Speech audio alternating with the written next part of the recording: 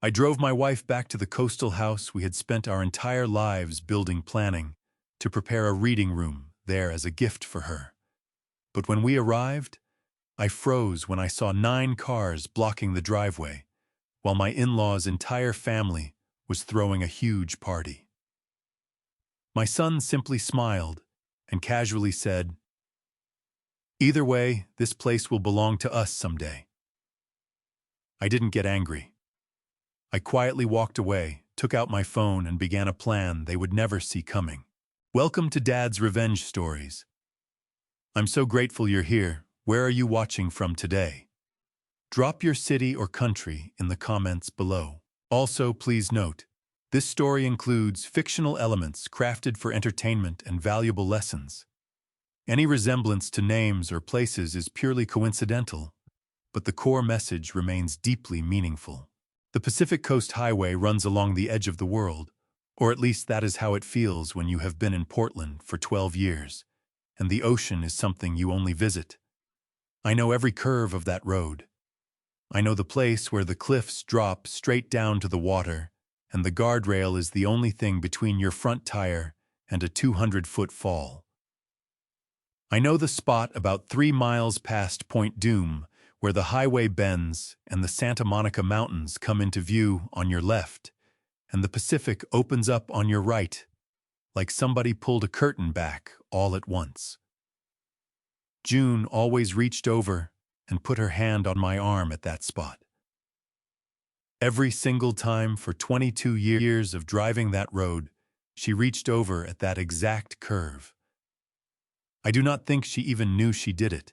That Tuesday morning in April, she did it again. Her hand on my forearm, her wedding ring cool against my skin, and she said, "There it is, Walt." Like she was seeing it for the first time. My name is Walter Greer. Everyone calls me Walt, except my mother, who has been gone 11 years, and called me Walter when she was proud of me, and Walter Eugene when she was not. I am 68 years old. I spent 40 years as a structural engineer, 32 of those running my own firm out of Portland, Oregon, where I calculated load-bearing walls, stress tolerances, and the precise weight a foundation could carry before it failed. I retired in January, 4 months ago, and I will be honest with you, I did not know what to do with my hands for the first 3 weeks. My wife is June. She taught 3rd grade for 31 years. She has the kind of patience that only comes from spending your career explaining long division to 8-year-olds who would rather be outside.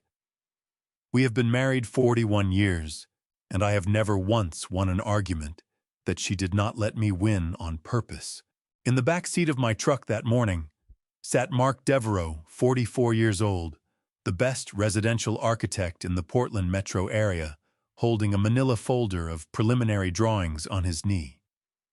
Mark did not know it yet, but he was about to help me build something extraordinary. He thought he was driving down to look at a beach house. He was actually helping me build the best surprise of my wife's life. Here is what I need you to understand about that house. We bought it in 2012 for $480,000. That number represented every extra shift I ever worked, every vacation we cut short, every year we told ourselves. Next summer we will do the big trip, and then did not do it. June found the listing on a Thursday afternoon in September. She called me at the office and said, "Walt, I found it." Just like that. Not, "I think I found," or "You should look at this." She said, "I found it the way you say something when you already know." I drove down that weekend. The house sat on a half-acre lot in Malibu, 3 bedrooms, 2 bathrooms, a kitchen, with a window above the sink that looked straight out to the Pacific. The front porch faced west, which meant the afternoon sun hit it like a furnace until about 6 o'clock, and then for 40 minutes, it became the finest place in the state of California. The property was worth $1.1 million now. That appreciation was not the point. It was never the point. The point was the porch. The point was that June had talked since our wedding night about the point was the porch.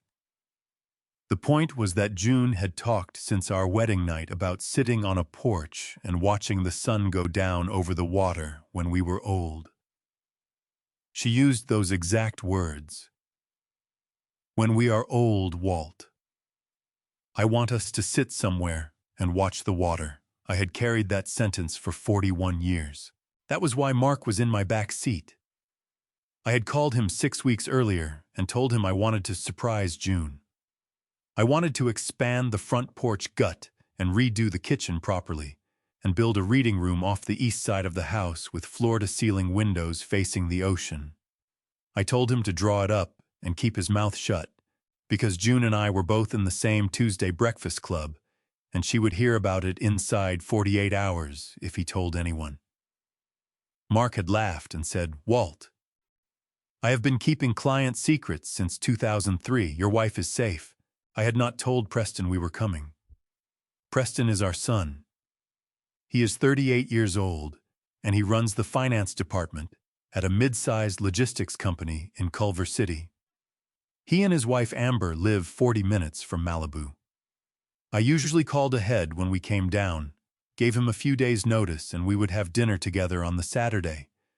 But this trip was supposed to be a surprise for June, which meant I could not tell Preston, without risking he would mention it, to Amber and June had lunch together twice a month. So I had kept quiet. 3 weeks of planning, 2 meetings with Mark, 1 folder of preliminary drawings, and 0 phone calls to my son. The last 10 miles of the drive, June talked about what she wanted to do with the garden. She had been planning a new planting along the south fence, lavender, she said, because lavender does well near the coast, and it keeps the bugs off the porch in summer. I listened to her talk, and I kept the plan locked behind my back teeth, and I thought about her face when she walked into that reading room for the first time and saw the windows. I turned off PCH onto the road that leads to the property. The neighborhood was quiet the way Malibu is quiet on a weekday morning. Expensive cars in driveways, sprinklers running, a gardener working a hedge 2 houses down. I could see our roofline above the cypress trees before I made the final turn. Then I turned into our driveway, and I stopped the truck about 30 feet in, and I did not move. I counted the cars twice because the number did not seem possible. 7, 8, 9. And then I saw the truck I recognized, Preston's black F-150, parked right in front of the garage door. I had built the storage shelves inside with my own hands, the summer of 2019. June's hand tightened on my arm. Not the gentle, familiar touch from the highway. This was different. This was the grip of a woman who was looking at the same thing I was looking at, and understanding the same way I was understanding that something was deeply and seriously wrong. June's grip on my arm did not loosen. It tightened the way a person grips something when the ground shifts under them, and they are not sure yet how far it is going to move. I kept the truck where it was engine running 30 feet from the end of the driveway, and I counted again. 1, 2, 3 pickup trucks. A white Suburban with a cracked mud flap on the rear left tire. A minivan with a University of Southern California sticker in the back window. 2 sedans I did not recognize. A red Jeep Wrangler with the doors off parked sideways across what used to be the grass strip along the south fence. And Preston's black F-150 nosed up to my garage door like it belonged there. 9 vehicles in my driveway. On a Tuesday morning when nobody had called me, nobody had texted me, and nobody had asked me a single thing about any of it. From the back seat, Mark Devereaux said very carefully, "Walt, did you know about this?" I said, "No, Mark. I did not." He did not say anything else. He was smart enough to understand that this was not the moment for follow-up questions. I could smell the charcoal before I rolled the window down. Somebody had my grill going. I could hear music, something with a heavy bass line thumping through the walls of the house I had painted myself the summer of 2017. On the front porch, 2 folding chairs I had never seen before were angled toward the ocean, and a red and white cooler sat between them like it had always lived there. I picked up my phone and called Preston. He answered on the second ring. His voice was easy, relaxed, the voice of a man who had not a single concern in the world. "Oh, hey, Dad. You're here already. I thought you weren't coming until Thursday." I said, "Preston, whose cars are those in my driveway?" A pause. Not long, maybe 2 seconds. But I have been an engineer for 40 years, and I know the difference between a man who is thinking and a man who is deciding what to say. That was not thinking. That was deciding. "Oh, it's family, Dad. Come on in. We've got food going. You and Mom are going to love it." I hung up. I did not say goodbye. I did not say we will be right up. I simply ended the call and set the phone on the center console and sat there for another 10 seconds while I decided what kind of man I was going to be for the rest of that morning. Then I put the truck in park, got out, and walked up the driveway. The front door of my house opened before I reached the porch steps. A man I had never seen in my life walked out. He was maybe 45, wearing board shorts and a faded Hurley t-shirt towel draped over one shoulder, flip-flops, slapping the wood planks of my porch. He was carrying one of my coffee mugs, the big blue ceramic ones June bought at a farmer's market in Ventura 3 years ago. He looked at me the way a man looks at a stranger who has just walked into a place where he feels completely comfortable. He said, "Hey, how's it going? You need something?" I said, "That's my house." He blinked, looked me up and down. Then he turned his head back toward the open front door and called out, "Preston! Hey, Preston, there's a guy out here says this is his house." I heard Preston's voice from somewhere inside the kitchen. I thought, or maybe the living room, and then footsteps on the hardwood floor, and then Preston appeared in the doorway. 38 years old, my son with his mother's eyes and his own particular way of standing with his shoulders back, like the world owed him its full attention. He looked at me and he smiled. Not an embarrassed smile. Not an apologetic smile. A smile like he had been expecting me and was glad I had finally arrived. "Dad!" He stepped forward and clapped me on the shoulder the way you greet a buddy at a tailgate. "Come on in, man. The more the merrier." June had come up beside me. I felt her there without looking.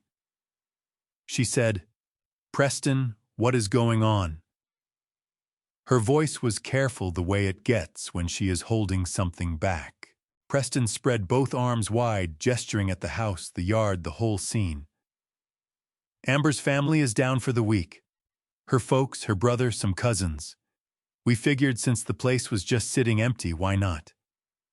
It's a beautiful week, Dad. Come have some food." Behind him, through the open front door, I could see people moving through my living room. A woman carrying a plate of food through the kitchen. 2 teenagers on my couch with their feet on my coffee table. Someone had pulled the curtains back from the big window, the curtains June had ordered from a shop in Santa Barbara, and waited 8 weeks to receive, and pushed them to one side with no regard for how the rod was anchored. The man in the board shorts was still standing there looking between me and Preston, like he was watching a tennis match. He raised my coffee mug to his lips and took a sip. I watched him drink from my wife's mug, and I felt something move through my chest that I had not felt in a very long time. Not anger exactly. Something colder than anger. Something that had more patience in it. Then he lowered the mug, squinted at me and said, "Hey, wait, are you the electrician? The ceiling fan in the master bedroom's been clicking for 2 days. Preston said somebody was coming to look at it." June's hand found my forearm again. Her fingers pressed into my skin so hard I could feel each one individually. I could feel her pulse in her fingertips, fast and hard, beating against my arm like a warning. I looked at Preston. He rubbed the back of his neck with one hand, and his jaw shifted to the side just slightly, the way it did when he was 12 years old, and I caught him in something he could not explain his way out of. I said, "Preston, how many people are in my house right now?" He said, "Dad, relax. It's just family." And then he said the sentence I have turned over in my mind every single day since that morning. He said it easily, the way you say something you have believed for so long, it stopped feeling like an opinion and started feeling like a fact. "Either way, Dad, this place is going to be ours someday. We're not strangers here." He said it the way a man says something he has believed for a long time. Not cruel, not even particularly aggressive, just certain. The kind of certain that does not leave room for argument because it has already decided the argument is over. And that certainty, that easy, unbothered certainty on my son's face, told me more about how long this had been going on than anything else I would learn that entire day. I did not answer him. I stepped past him and walked through my own front door. The smell hit me first. Sunscreen and charcoal smoke and somebody's cologne, thick and sweet, the kind that comes in a bottle shaped like a sports car.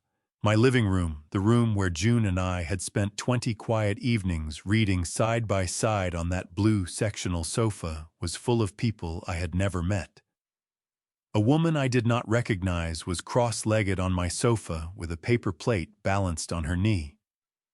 Two teenage boys were playing a video game on the television controllers, in hand shoes, still on heels, grinding into the ottoman June had reupholstered herself 2 summers ago. Somebody had pushed my side table against the wall to make room for a folding table they had brought themselves. And on that folding table sat a lineup of liquor bottles, red plastic cups, and a bowl of chips the size of a laundry basket. I counted heads. 12 in the living room and kitchen area alone. June stepped in behind me and I heard her breath catch. Not a gasp. Something smaller than that. The sound a person makes when they see something that does not compute, when the brain is running the image through twice, because once was not enough to process it. A man came out of my kitchen holding a pair of tongs and a dish towel. He was 64, maybe 65 heavyset, with the kind of deep tan you get from spending most of your time outdoors and not particularly worrying about it. He wore a fishing shirt with the sleeves rolled to the elbows, and he moved through my kitchen the way a man moves through a space he has decided belongs to him. This was Hank Colton, Amber's father. I had met him 11 times across 7 years, Thanksgiving dinners, a birthday party.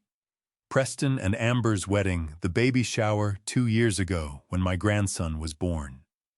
Hank Colton was the kind of man who filled a room with his voice and called every favor family and every boundary disrespect. He had shaken my hand at every one of those occasions with both of his, the double-handed shake of a man performing warmth for an audience. He looked up and saw me and his face broke into a wide grin. He spread his arms open, tongs in one hand, my dish towel in the other. He said, "Walt, there he is. Come on in, buddy, we've got brisket going."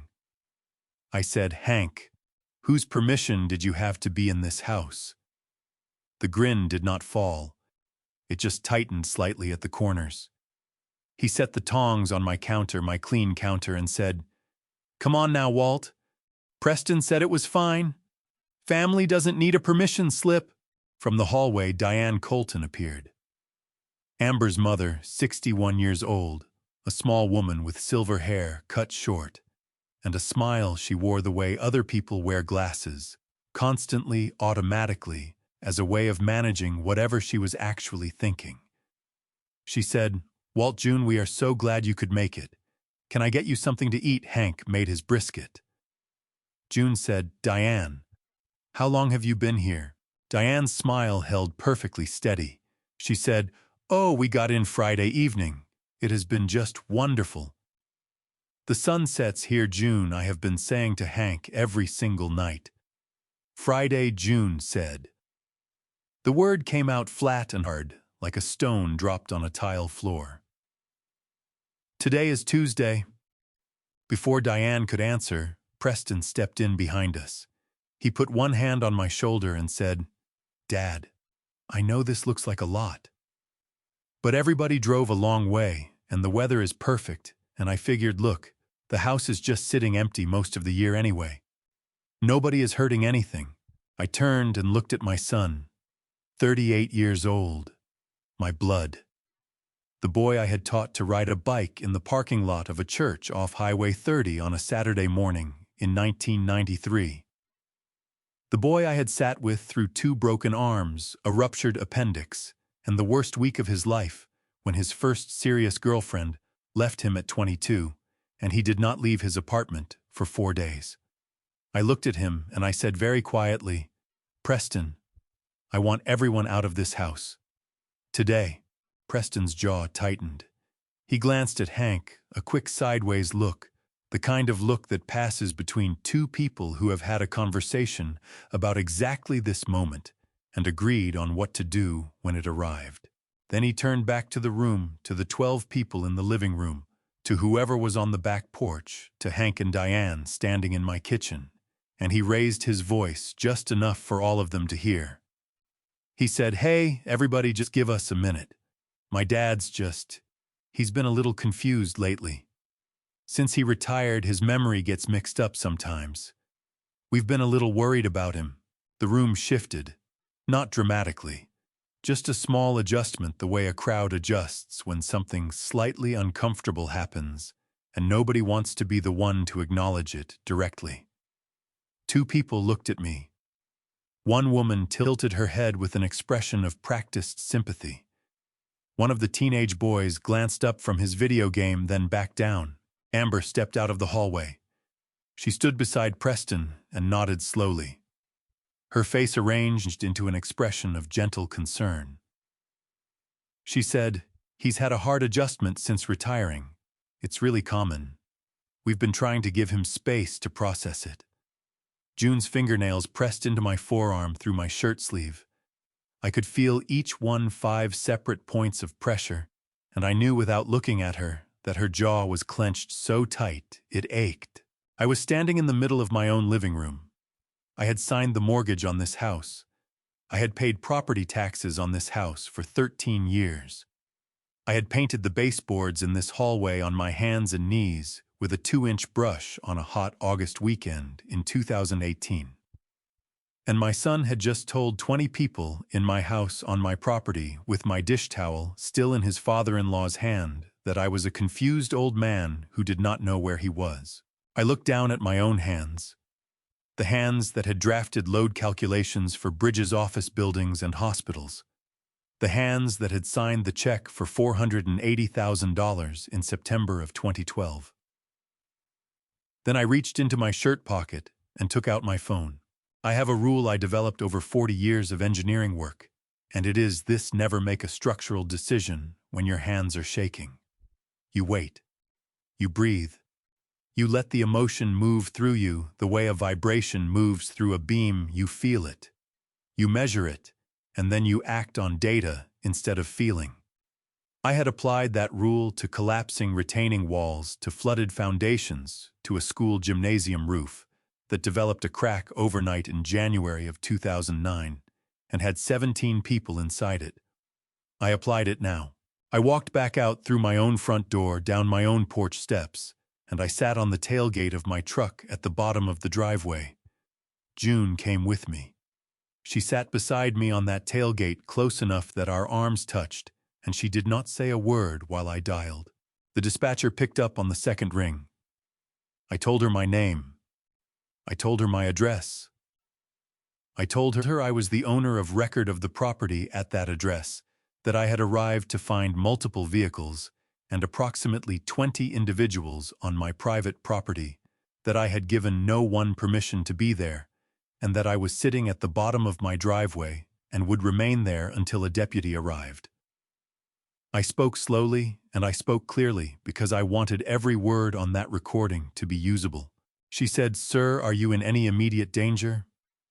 I said, "No, ma'am. I am not in danger. I am on my own property, and I would like it back." She said a unit would be there shortly. I hung up and called Mark Devereaux, who was still standing beside his car on the street, where he had wisely chosen to wait. I told him he could go. He said, "Walt, are you sure I can stay?" I said, "Mark, I appreciate that. But what I need from you right now is not a witness. I need you to go back to Portland and hold on to those drawings, because we are going to build that reading room. I am going to need something to look forward to when this is over." He was quiet for a moment, and then he said, "I'll be here when you're ready." And he drove away. June and I sat on that tailgate for 9 minutes. I know it was 9 minutes because I watched the clock on my phone. The sun was already warm off the pavement, and somewhere inside my house somebody turned the music up louder, a thumping bass line that I could feel in the soles of my shoes through the asphalt. June reached over and straightened the collar of my shirt with 2 fingers, the small automatic gesture she has made 10,000 times in 41 years, and she said, "You did the right thing, Walt." I said, "I haven't done anything yet." She said, "Yes, you have." Deputy Cal Rutherford pulled up in a Los Angeles County Sheriff's Department cruiser at 9:47 in the morning. He was 44 years old, broad across the shoulders, with the kind of face that has stopped being surprised by things people do. A second unit came in behind him 2 minutes later. Deputy Rutherford got out, adjusted his belt, looked up at the house, looked at the cars in the driveway, looked at me and June sitting on the tailgate, and walked over. He said, "You the one who called?" I said, "Walter Greer, I own this property." I handed him my driver's license and the copy of the deed I kept in a manila folder in my center console. I had started keeping it there 3 years ago after a contractor dispute, and that habit turned out to be the most useful thing I had ever done. He looked at me and said, "Tell me what we have." I told him. Start to finish, no editorializing. 9 vehicles, approximately 20 individuals. No permission given to any of them. I had spoken to my son who was inside, and my son had indicated the gathering would continue. I had been told in front of witnesses that I was confused and that my memory was failing as a means of dismissing my objection to the situation. I told it the way I would brief a client on a structural failure, facts in sequence, nothing added, nothing softened. Deputy Rutherford listened without interrupting. When I finished, he said, "Your son, he live here." I said, "He does not. His name is on nothing. The deed is in my name and my wife's name exclusively." He nodded once. He said, "Wait here." And he walked up my driveway. June and I watched from the tailgate. We watched Deputy Rutherford reach the porch. We watched Preston come out the front door, and we watched his face when he registered the uniform. It was the same tightening I had seen at the corners of Hank Colton's grin 40 minutes earlier, the expression of a man who had planned for many contingencies and had not planned for this one. Preston put both hands up in an easy, relaxed gesture and said something I could not hear from the driveway. He was smiling, the same easy smile from earlier. He was performing for the deputy the same way he had performed for the room, calm, reasonable, slightly amused, the picture of a man who has nothing to hide, because he has decided that confidence is a substitute for innocence. Deputy Rutherford said something back. Preston's smile went slightly fixed. Then Rutherford turned and looked back down the driveway at me, and he said loud enough to carry, "Mr. Greer, can you come up here, please?" I got off the tailgate. June got off beside me. I put my hand on her arm and said, "Stay here." She looked at me with an expression that told me she was not going to stay there, and I decided not to waste time arguing. We walked up together. When we reached the porch, Preston looked at June with something that might have been guilt if it had lasted longer than half a second. Then he rearranged his face and said, "Mom, this is really not necessary. We were just..." Deputy Rutherford said, "Sir, I'll handle this." Preston closed his mouth. Rutherford looked at me and said, "Mr. Greer, your son tells me this is a family gathering and that he had your authorization to use the property. He held my gaze steady, no expression, and he said, "Did you authorize this gathering?" I said no. "Did you provide anyone a key or an access code to this property?" I said no. "Is there any standing agreement, verbal or written, that gives your son or anyone else the right to use this property without your explicit permission?" I said, "There is not." Rutherford wrote something in his notepad. Then he reached into his shirt pocket, pulled out a business card, and handed it to me. He said very quietly, so that only I could hear it, "Mr. Greer, before I proceed, there is something your son just showed me that you need to see." He held out a document, several pages paper-clipped together with a yellow sticky note on the front that said in Preston's handwriting, "Property Management Authorization R. Greer." I took it. I turned to the first page, and there at the bottom, in blue ink and handwriting I had known my entire adult life because it was my own, was my signature. Dated March 14th, 2019. I have reviewed thousands of documents in my professional life. Contracts, load specifications, municipal permits, soil reports, environmental assessments. I have a rule about documents: you read every page before you sign. And if someone tells you it is just a formality, that is the exact moment you slow down and read more carefully. I had applied that rule without exception for 40 years, except once. The date on the document was March 14th, 2019. I remembered that day without difficulty because it was the weekend. Preston had driven up to Portland, specifically to help me sort out a billing dispute with the property insurance company on the Malibu house.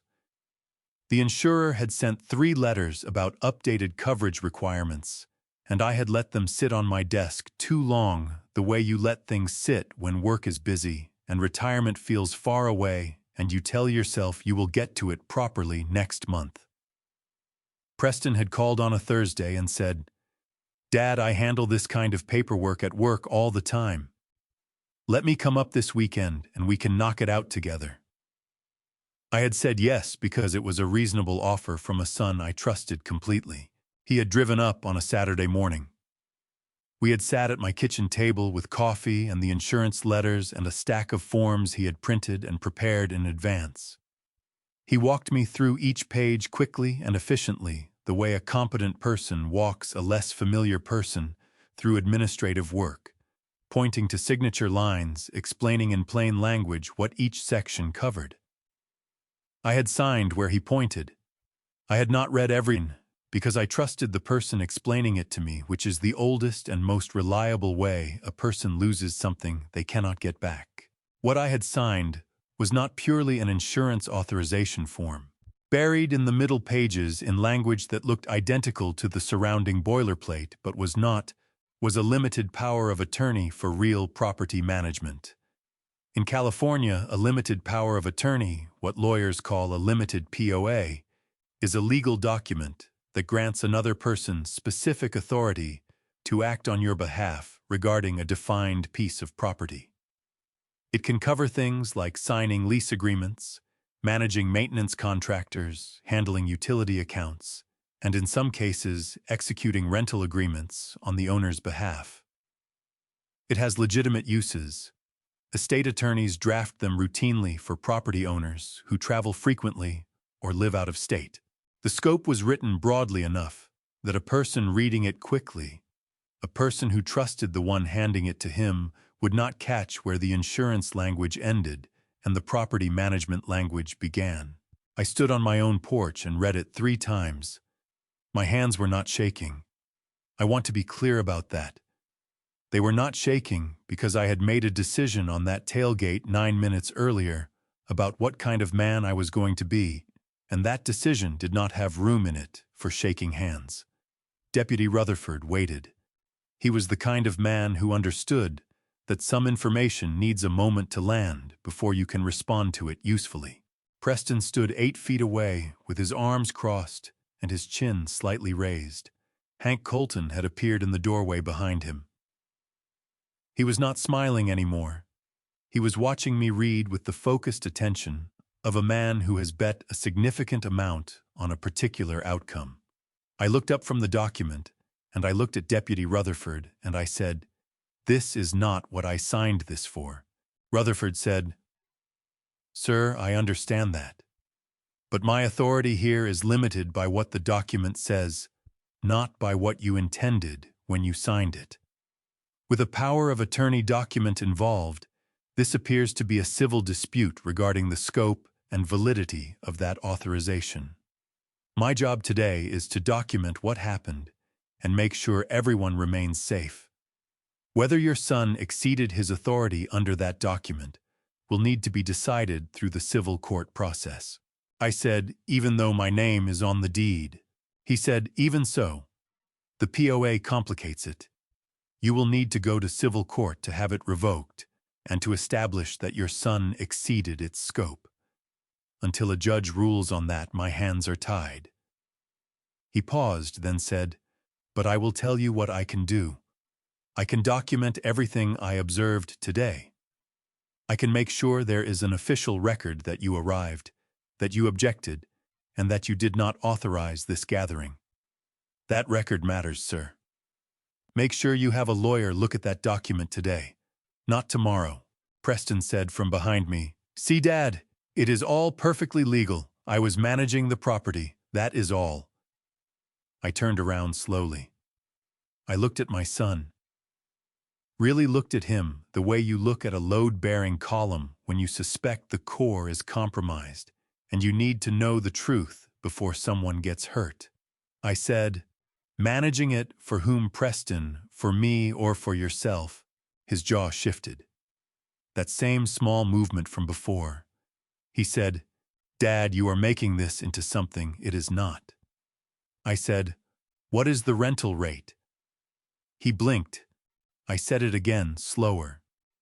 "If you were managing this property on my behalf, you would have no reason to keep the rental rate from me. What is the nightly rate and where is the money?" The color that moved up his neck was not sunburn. It started below his collar and moved upward, and he pressed his lips together, and he said, "We can talk about that privately." Hank Colton stepped forward from the doorway and put one hand on Preston's shoulder and said, "Walt, son, let's all just take a breath here. Nobody needs to get lawyers involved over a family misunderstanding." He said family the way a man says a word he has trained himself to use as a shield. I looked at Hank Colton's hand on my son's shoulder. I thought about 9 years of Thanksgiving dinners and birthday parties and the double-handed handshake this man had given me at every single one. I thought about the fact that he was standing on my porch in my house and telling me to take a breath. I said, "Hank, take your family and your vehicles and leave my property. You have until this afternoon." Then I turned back to Deputy Rutherford, and I said, "What do I do first?" He said without hesitation, "Get a lawyer, today, and keep that document." I folded the POA carefully, creased it flat, and put it in the inside pocket of my jacket directly against my chest. June had come up beside me. I could hear her breathing, steady and deliberate, the way she breathed when she was holding herself together through something that deserved to break her. She reached out and took my hand, and I held on to it, and I did not let go. They left by 2 in the afternoon. Not gracefully. Hank Colton loaded his cooler into the back of his truck with the posture of a man who considers himself the wronged party in a situation entirely of his own making. Diane Colton made 2 trips carrying folded towels and a canvas tote bag full of food from my refrigerator food she had put there, and was now taking back, which I suppose was fair, except that she did it with the martyred efficiency of a woman performing inconvenience for an audience. 2 teenage boys carried a portable speaker down the driveway without making eye contact with anyone. The red Jeep Wrangler with the doors off was the last to go backing out across the grass strip along my south fence, and leaving 2 tire ruts in the lawn I had seeded myself the spring before last. Preston was the second to last out the door. He stopped on the porch and looked at me and said, "Dad, I think if we just sat down and talked about this like adults, we could work it out without dragging lawyers into it." His voice had shifted register entirely from the easy confidence of the morning. There was something careful in it now, something that was calculating the distance between where he stood and where he needed to get to. I said, "Preston, I love you, and I will talk to you when I have legal counsel present. Not before." He opened his mouth, closed it, walked to his truck. Amber was last. She paused at the bottom of the porch steps and looked at June with an expression I could not read entirely. Not quite guilt, not quite defiance, somewhere in between, the expression of a person who has done something they knew was wrong and has decided the best strategy now is to look like they are reconsidering it. She said, "June, I hope you know this was never meant to." June said, "Amber, please go." Amber went. Deputy Rutherford and his partner did a walkthrough of the property with me before they left. "I want to tell you what we found, because I need you to understand that this was not a cookout that got out of hand. There were personal items in all 3 bedrooms, toiletries in both bathrooms that did not belong to us, food in the refrigerator and pantry that was not ours, a portable crib set up in the small 3rd bedroom, and on the kitchen counter, a stack of hand towels still in their retail packaging, the kind you buy in bulk when you are stocking a rental property and you do not want to use the owner's linens. I photographed everything, every room, every surface, every item that was not mine. I had started doing that the moment Deputy Rutherford suggested it, moving through my own house with my phone like an insurance adjuster, cataloging a loss, which is more or less what I was. We drove back toward the highway at 3:15. June sat with her hands in her lap and looked out the passenger window at the Pacific, which was doing what the Pacific does in the afternoon in April, turning that deep particular blue that does not exist anywhere inland, with the light coming in low and gold across the surface. She did not say anything for the first 10 minutes, and I did not push her. There are kinds of silence that need to run their course before words will do any good. Then she said, "How long do you think it has been going on?" I said, "I don't know yet, but I am going to find out." She said, "Walt, just my name." The way she says it when she wants me to look at her instead of the road. I glanced over. Her eyes were dry, but her jaw was tight, and there was something in her face that was working hard to stay composed, the way a well-built structure holds its shape under load even when the interior stress is considerable. She said, "He used our house, Walt. He used the house we saved for." I said, "I know." She said, "He let strangers sleep in our bed." I said, "I know, June." She turned back to the window and said very quietly, "I ironed those pillowcases myself. I called Beverly Hartman at 4:17 from a rest stop on PCH where I had pulled over, because I did not want to have this conversation while driving. Beverly Hartman is 58 years old. She has practiced real estate and property law in California for 30 years, and she has an office in Santa Monica that smells like good coffee and old files. I had used her twice before, once for the original Malibu purchase closing, and once for a boundary dispute with a neighbor in 2018. She is the kind of lawyer who makes dangerous things sound like administrative procedures, which is exactly what you want when the situation is the opposite of administrative. She picked up on the 3rd ring. I told it start to finish, the same way I had told it to Deputy Rutherford, facts in sequence, no editorializing. When I finished, she was quiet for 4 seconds. And then she said, "The single best thing you did today was stay at the bottom of that driveway and call the sheriff before you said one word to your son." I said, "I was hoping you would say that." She said, "Send me the POA document tonight.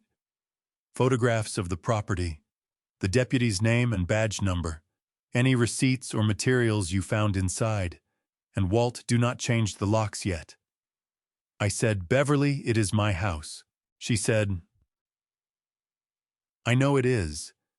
But if Preston files an emergency motion claiming you locked him out while the POA is still technically active, a judge could order you to restore access while the case is pending. We need to get the revocation filed first and get ahead of it. I know it feels wrong. It is wrong. But the right sequence matters here more than the fast sequence. I sat in that rest stop with the engine running and the ocean 50 yards away, and I thought about sequence. About the difference between moving fast and moving correctly. I had spent 40 years telling clients that a foundation poured in the wrong order is worse than a foundation poured slowly. I understood what Beverly was telling me. I did not have to like it. She said, one more thing. I want you to write down everything you remember about the day you signed that POA. Every detail. What Preston said, what he showed you, what order he presented the documents in. Tonight, while it is fresh.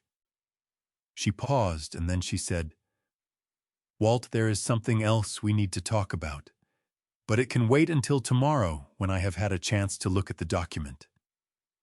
I said, tell me now. Another pause. She said, I want to run something on the property address first. I will call you at 9 tomorrow morning. She hung up before I could ask what she was running. I sat in that rest stop for another 3 minutes. Then I pulled back onto PCH and drove north toward Portland, with my wife beside me and a folder of photographs on the back seat and a document in my jacket pocket that had my name on it and had been used against me by the person I would have trusted with anything I owned. I did not sleep well. That is not a complaint, it is a data point. I have learned over 68 years that the quality of a man's sleep tells you something precise about where his mind is putting its weight, and that night my mind was putting its weight on a document dated March 14, 2019, and on a kitchen counter with bulk packaged hand towels stacked on it, and on the sound of my wife's voice saying she had ironed those pillowcases herself. I lay in the dark, and I did not drink anything, and I did not turn on the television. I thought. That is what I do when things are serious. I think until the shape of the problem becomes clear enough to work with. By 5 in the morning, I had my legal pad out, and I was writing. Beverly had told me to document everything I remembered about the day Preston had brought those forms. I wrote for 2 hours. I wrote the day of the week Saturday. I wrote the time he arrived 10:15 in the morning, because I remembered looking at the kitchen clock when I heard his truck in the driveway. I wrote what he was wearing. I wrote what coffee we were drinking, the dark roast from the place on Burnside that June orders by the pound, because she does not trust the grocery store bags. I wrote the order in which he presented the documents, the exact words he used to describe each page, the speed at which he moved through the stack, and the specific sentence he said, when he reached the page I now understood was the limited POA. He had said, and I wrote this in quotation marks because I was certain of it. This one just covers routine property decisions in case you're ever traveling and something comes up. Standard stuff for out-of-state owners. Standard stuff. I had nodded and signed. I finished writing at 7:12 and I made fresh coffee and I sat at the kitchen table and I waited. Beverly called at 9:03. She did not say good morning. She said, Walt, your son has been running a short-term rental operation out of your Malibu property. How long? Here's 8 months. The listing went live in March of 2024 and remained active until your visit in April of 2025. My investigator pulled the cached version before Preston could scrub it completely. He took it down the Monday after your visit, which tells you exactly what he understood about what he had done. I said, how much? She said, based on the booking history, we recovered approximately $66,560 in rental income over 8 months. He was pricing the property at $520 per night. Average occupancy was 16 nights per month. I put my coffee cup down on the table. Not hard, just down. June was standing in the kitchen doorway in her robe. She had heard Beverly's voice through the phone, and she was watching my face the way you watch a gauge when you are not sure if the needle is going to hold. I said, "Send me the link." Beverly said, "I'm sending it now." "Walt, I need you to look at the photographs on the listing before we talk about anything else." I opened my email on the laptop while Beverly stayed on the line. The listing loaded slowly the way things load when you are not sure you want to see them clearly. The header photograph was the front of the house shot from the driveway in the late afternoon, the light coming in golden off the Pacific, the cypress trees casting long shadows across the lawn. It was a beautiful photograph. Whoever had taken it knew exactly what angle to use and what time of day made the property look its finest. The second photograph was the kitchen. June's kitchen, with the window above the sink that she had picked out herself from a salvage yard in Ventura, old glass. Slightly wavy, the kind that makes the light coming through it look like it is moving. The third was the living room, the blue sectional sofa, the bookshelves June had arranged 3 times before she was satisfied with them, a vase of flowers on the coffee table that neither of us had put there. The fourth photograph stopped me entirely. It was the front porch. Late afternoon, the sun going down over the water, 2 figures sitting in the porch chairs, with their backs to the camera looking out at the Pacific. A man and a woman. The man had his arm around the woman's shoulders, and she was leaning into him slightly, the way people lean when they have been doing it for so long. It has become as natural as breathing. It was me and June. The photograph was taken from inside the house through the open front door without our knowledge at some point during a visit, when we thought we were simply sitting on our own porch watching the sun go down.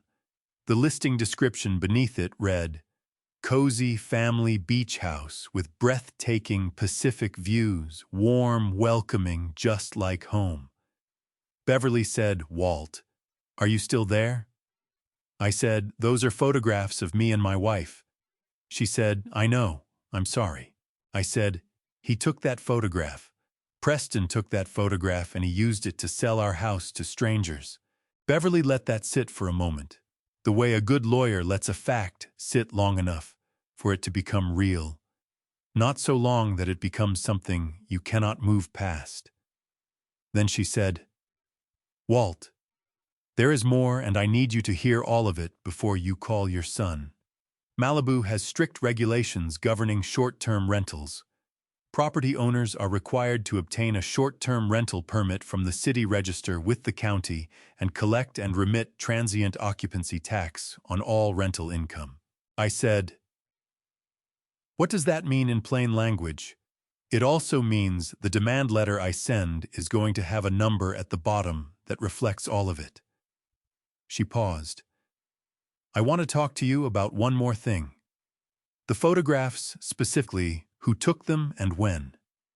Because if Preston took pictures of you without your knowledge and used them commercially, that is a separate cause of action under California law." June had crossed the kitchen and was standing beside me now, close enough to read the screen. I watched her look at the fourth photograph, the 2 of us on the porch, unknowing the Pacific going gold behind us. Her hand came up and pressed flat against her sternum directly over her heart, and she pressed hard the way you press when something hurts in a place you cannot reach from the outside. She said, "He took that while we were sitting there, Walt. We didn't even know he had his phone out." I said, "I know."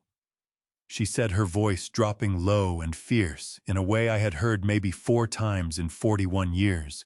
"You find out everything, every dollar, every night, every person who slept in that house, and then you make it right." I said, "That is exactly what I am going to do." Beverly had said she would call back by noon with the next steps. I closed the laptop and sat at the kitchen table, and June poured herself a second cup of coffee and stood at the counter drinking it, looking out the window at the street below our Portland apartment. The maple tree on the sidewalk that had just started budding, the neighbor's tabby cat sitting on a porch rail 3 doors down, the ordinary Tuesday morning, going on without any awareness of what had just happened to us. Then June set her cup down on the counter. Hard. Not breaking hard, but purposeful hard.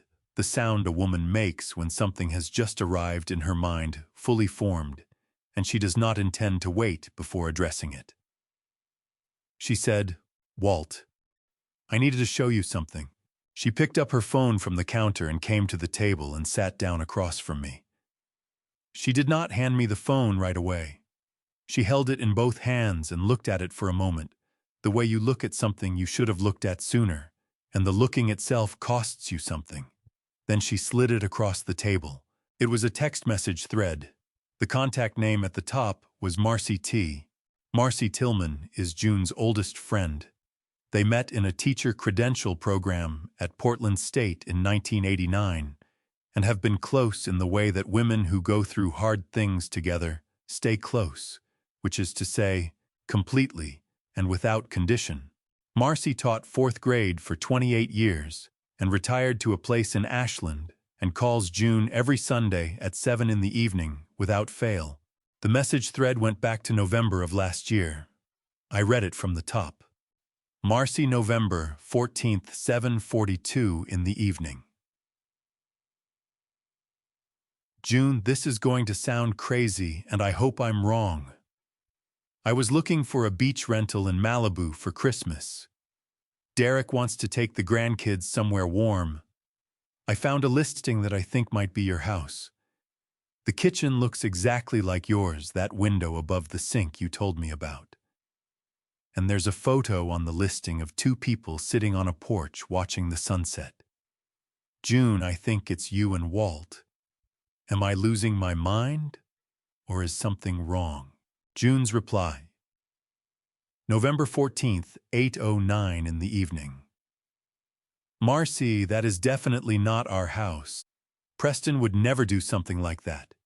You must be looking at a similar place. Lots of houses in Malibu have that style. Marcy, November 14th, 8:13. June. I'm looking at it right now. That window is very specific. And the people in the photo, June, November 14th, 8:16. Marcy, I know my own house, and I know my own son. Please don't do this. November 8:22.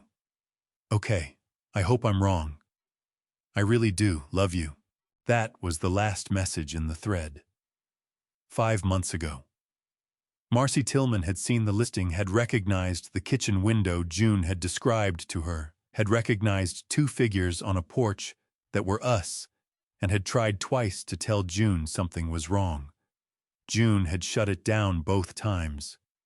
And then Marcy had sent 3 words, I hope I'm wrong, and had not pushed again, because that is what you do when you love someone, and they are not ready to hear the thing you are trying to tell them. I read it twice. Then I set the phone down on the table between us. June's eyes were red, but she was not crying. She was past the part where crying would have helped, and into the part where you just sit with what you did and what it cost. She said she saw it in November, Walt. She saw it in November, and I told her she was wrong. I told her I knew my own son. Her voice broke on the last word, not dissolved, just cracked the way good timber cracks under load before it finds a new point of equilibrium. She pulled it back together immediately, the way she always does, because June Greer has never in her life allowed herself to fall apart in a way that was not useful. I said, you trusted him. You had no reason not to. She said, Marcy had a reason. Marcy was looking right at it, and I told her she was imagining things. She pressed her fingertips hard against the edge of the table, 10 separate pressure points, and she said, I owe that woman an apology that I do not even know how to begin. I said, she knows you, June. She will not need a speech. June said, That is not the point, Walt. She looked up at me, and her jaw was set and her eyes were steady in the way they get when she has moved past grief and into something that requires her full attention. She said, "The point is that she tried to protect me, and I dismissed her because I was so certain my son would not do something like this. And the whole time, every single day from November until April, strangers were sleeping in our bed, and Preston was cashing checks, and Marcy knew and I would not listen." I reached across the table and put my hand over hers. She turned her hand over and gripped mine and squeezed once hard, the grip of a woman who has been strong for a long time and is acknowledging it to herself rather than asking for help. I said, "I want to call her." June said, "I know. I will call her tonight. I need to do it myself." She picked up her phone and looked at the thread one more time. Then she did something I did not expect. She scrolled back up to Marcy's first message, "I think it might be your house." And she read it again from the beginning, slowly, the way you reread something when you are making yourself understand the full weight of what it says and what you said back to it. Then she set the phone face down on the table and she said, "What time does Beverly call back?" I said, "Noon." She said, "Then we have time. Tell me everything Beverly said this morning. Every word. I want to understand all of it." She straightened in her chair, squared her shoulders, and folded her hands on the table in front of her, the posture of a woman who spent 31 years in a classroom, managing situations that required total clarity and absolute calm. She said, "Start from the beginning, Walt. Do not leave anything out." So I told her. All of it. The $66,000. The $520 a night. The 16 nights a month for 8 months. The permits Preston had never applied for. The taxes he had never paid. The photographs he had taken of us without our knowledge and posted on a public platform for anyone in the world to see. I laid it out fact by fact the way I would brief a structural report. And June listened without interrupting, and her face did not change. And when I finished, she was quiet for exactly 4 seconds. Then she said, "Beverly needs to know about Marcy's message. That listing was live in November. That is documented proof of the timeline." She picked up my phone from beside the laptop and handed it to me. "Send it to her now, before you forget." I sent it. Beverly called at 12:04.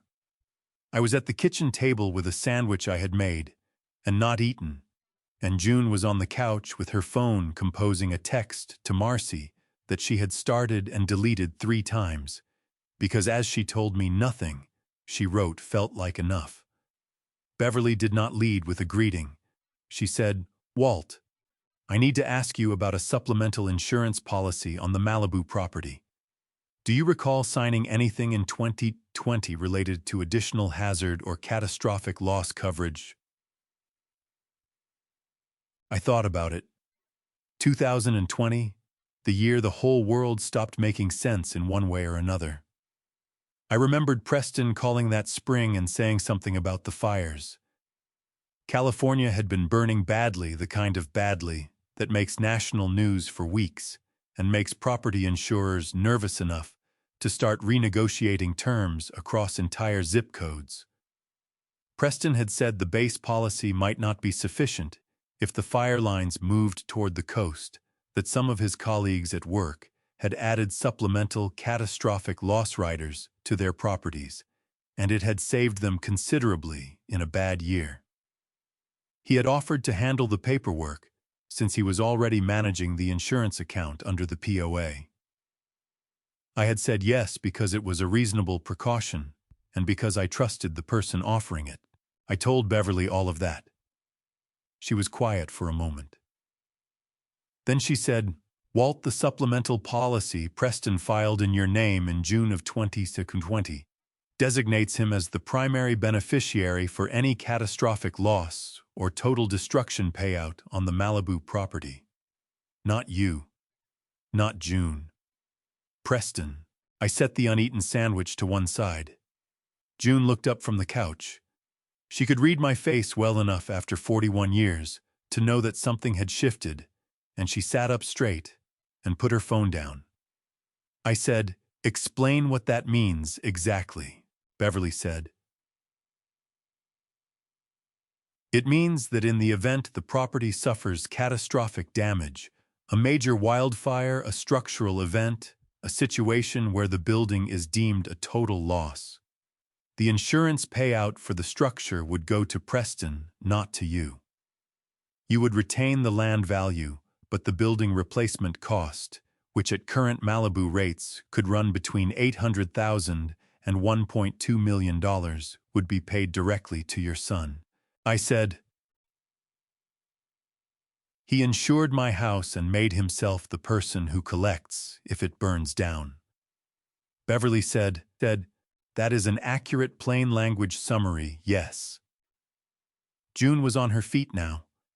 She had crossed the room without me hearing her move, and she was standing beside my chair, one hand on the back of it, close enough that I could feel the tension in her arm through the wood. I tilted the phone slightly so she could hear. Beverly continued, "Now, the policy itself is not automatically fraudulent simply because of the beneficiary designation. A property owner can legally designate anyone as a beneficiary on a supplemental policy. The issue is how Preston obtained your signature and what he told you when he did. If he misrepresented the nature of the policy, if he described it as standard hazard coverage without disclosing the beneficiary structure, that is fraudulent misrepresentation under California Civil Code. Combined with the POA abuse, it builds a pattern of conduct that strengthens every other claim we are making." I said, "Can it be reversed?" Beverly said, "The beneficiary designation can be challenged and likely overturned given the misrepresentation evidence. I have already contacted the insurer's legal department this morning and flagged the account for review. They are not happy. Insurers do not enjoy discovering that a policy on their books may have been obtained through fraud. It creates liability for them as well." I said, "Beverly, how long had he been planning this?" She said, "Based on the timeline, we have the POA in 2019, the insurance policy in 2020, the Airbnb listing starting last March at minimum 5 years. Possibly longer. The POA gave him operational control. The insurance policy gave him financial protection if the asset was destroyed. The rental operation gave him immediate income. Walt, this was not impulsive. This was constructed." June's hand tightened on the back of my chair. I heard her exhale through her nose, slow and controlled, the breath of someone keeping something very large, very contained. I said, "What about Hank Colton? How involved is he?" Beverly said, "That is what I want to talk to you about next. My investigator found something on a device that was left at the property. I need you to come to Santa Monica. Can you be here Thursday?" I said, "We will be there Wednesday night." Beverly said, "Good. Walt, I want to say something before we hang up. In 30 years of property law, I have seen families do damaging things to each other over real estate. But what I am looking at here is not a family dispute that got out of hand. This is a coordinated multi-year effort to strip you of a significant asset using your own trust as the primary tool. I want you to understand that clearly, because the temptation, when it is your own child, is to find the version of the story where it was a mistake, where he did not fully understand what he was doing, where there is an innocent explanation. I have looked at the documents. There is no innocent explanation." I said, "I know that, Beverly." She said, "I know you know it. I am saying it anyway because you need to hear it from someone who is not inside the pain of it." He knew. Every step was deliberate. And you are going to need to hold on to that clarity when you are sitting across a table from him, because he is going to try very hard to give you a version that lets you both walk away feeling like it was a misunderstanding. I said. He called me confused. In my own house in front of 20 people, he told them I was losing my memory. Beverly was quiet for 2 full seconds. Then she said with a precision in her voice that I had not heard before, "That goes in the file too. That is relevant to the pattern. Write it down exactly as it happened. Who was present, what he said word for word, and how it was received by the people in the room." I wrote it down before I even hung up the phone. June sat down in the chair beside me and watched me write and did not say anything until I had finished. Then she said, 5 years, Walt. Not a question. Just the number held up to the light so we could both see the full size of it. I said, at least. She said, he sat at our table at Thanksgiving for 5 years while he was doing this. I said, yes. She said, he held our grandson at the hospital. He called you on Father's Day. I said, yes. She looked at the legal pad in front of me, and then she looked at me and she said, then we do not leave one thing on the table. Not one. I drew a line under the last thing I had written. I said, no, we do not. Beverly's office was on the 4th floor of a building on Arizona Avenue in Santa Monica, half a block from the 3rd Street Promenade, with a view of nothing in particular and the smell of good coffee and case files that I had noticed both times I had been there before. We arrived Wednesday morning at 10:15. June wore the gray blazer she keeps for occasions that require her to look like she is not afraid, which is her version of armor, and I wore the same navy jacket I had worn to every important meeting of the last decade, because it has never once let me down. Beverly met us at the elevator. She shook my hand and then June's, and she looked at June the way a woman looks at another woman who has been through something and is still standing, which is a particular kind of respect that does not require words. She said, thank you for coming down. What I have to show you is better done in person. Her conference room had a long table and a window, and a laptop open at one end that did not belong to the office. It was a 15-inch Dell, the kind that used to cost a reasonable amount of money, and now costs a little less with a blue sticker on the lid from a place called Jake's Surf Shop in Huntington Beach. I recognized it immediately. I had seen it on the desk in the small 3rd bedroom at the Malibu house during the walkthrough with Deputy Rutherford. I had not thought anything of it at the time, because there had been too many other things to process. Beverly said, my investigator recovered this from the property during the authorized inspection. Preston left it behind. It had no password protection. She paused. I want to walk you through what we found, and I need you to tell me if any of it surprises you. She turned the laptop to face us and opened an email application. The account was a Gmail address, hcolton64@gmail.com, not Preston's account, Hank Colton's. Beverly said, the emails were sent from Hank Colton's personal Gmail to Preston's personal email over a period of approximately 4 years. The earliest we found is dated August 2021. I am going to read you the relevant portions. She pulled a printed summary from a folder beside the laptop. She read without inflection, the way a good lawyer reads damaging material clearly, completely, without editorial comment, because the words themselves are sufficient. August 12, 2021. Hank Colton to Preston Greer. Preston, here is what you need to understand about the authorization document your father signed. The language in Section 3 covers routine property decisions broadly enough that it can support a short-term occupancy arrangement if it is structured correctly. You are not doing anything outside the scope of what he authorized. The key is to keep everything at arm's length and never put anything in writing that connects you directly to rental income. Use a platform that pays to a separate account. Beverly looked up. There are 11 more emails in this sequence over the following 2 years. I am going to read the material ones. March 3, 2024. Hank Colton to Preston Greer. The listing is ready to go live. I have looked at comparable properties in the area, and 520 per night is defensible. Make sure the photos do not show the street address or any identifying exterior signage. Amber has the account set up. Deposits go to the account we discussed. Your father checks in once a month, if that. He will not know. June made a sound beside me. Not a word. Something smaller than a word, the kind of sound a person makes when something lands directly on a bruise they did not know they had.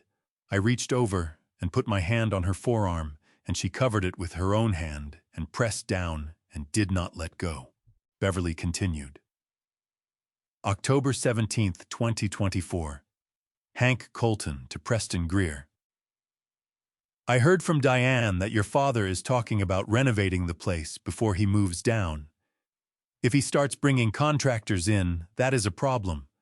You need to find a reason to delay. Tell him the permit process in Malibu takes longer than he thinks. Tell him there are coastal commission issues. By 6 months minimum. Beverly looked up again. This email was sent 6 months before your visit in April. I said, he knew we were planning to move down. Beverly said he knew, and he was actively working to prevent it while maintaining the appearance of a cooperative family relationship. June said, her voice level and precise as a surveyor's line. Read the rest. Beverly found the next page. February 28, 2025. Hank Colton to Preston Greer. Your father is still talking about moving to Malibu. If he actually follows through, we need to be ready. The operation is already established, and the longer it runs, the harder it will be for anyone to challenge what we built. Stay the course. The room was quiet enough that I could hear the building's ventilation system running above us, a low, steady hum, the sound of ordinary infrastructure, doing its ordinary work, while extraordinary things happened beneath it. I looked at those printed pages on Beverly's conference table, and I thought about Hank Colton at my Thanksgiving table in 2022 telling a story about his time coaching Little League in the 1980s, laughing at his own punchline, passing the gravy boat across to June with both hands. I thought about the way he always called me Walt, not Mr. Greer, not Walter Walt, the name of a man he had decided was a friend. I thought about the double-handed handshake every time without fail. Beverly said, there is one more. This one is to Amber. She turned to the last page. January 9, 2022. Hank Colton to Amber Colton Greer. Amber, the photographs are the most important piece. You have a better eye than Preston. When you are down there next, get the kitchen, the porch at sunset, and the living room. Get one with Walt and June if you can, without them noticing. People book on emotion. A photo of a happy old couple on a porch sells a weekend better than any description you can write. June stood up from her chair. Not fast, not dramatic. She simply stood the way a person stands when they need to be upright to process something fully. She walked to the window and stood with her back to the table and looked out at Arizona Avenue 4 floors below at the ordinary Wednesday morning traffic, moving past the coffee shops and law offices of Santa Monica. Beverly did not rush her. I did not rush her. We sat and we let the truth settle at whatever speed it needed to settle. After a long moment, June turned around. Her eyes were dry and her jaw was set, and she said, how long before we can sit across a table from all of them? Beverly said 3 weeks, maybe 4. June said, schedule it. There is a kind of work that looks like nothing from the outside. You are sitting at a table. You are reading documents. You are making phone calls in a calm voice and writing things down in a specific order. Nobody watching would think anything significant was happening.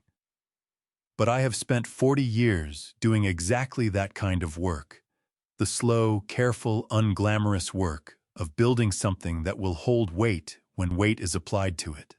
And I know that the invisible work is almost always the work that matters most. The 3 weeks after Santa Monica were that kind of work. Beverly's office filed the POA revocation with the Los Angeles County Superior Court on a Thursday. The legal argument was straightforward.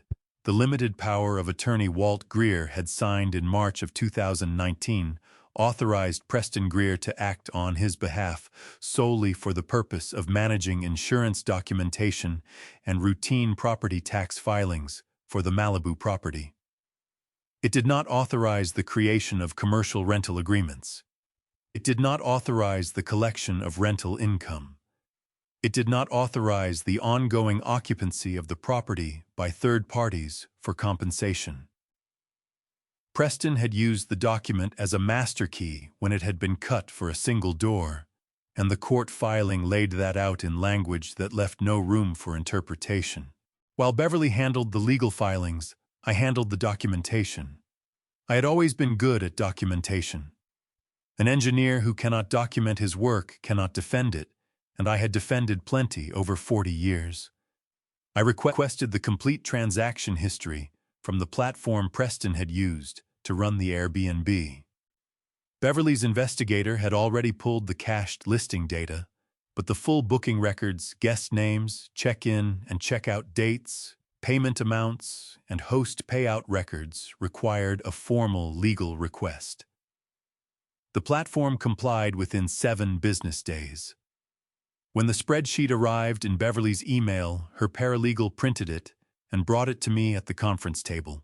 127 bookings over 8 months.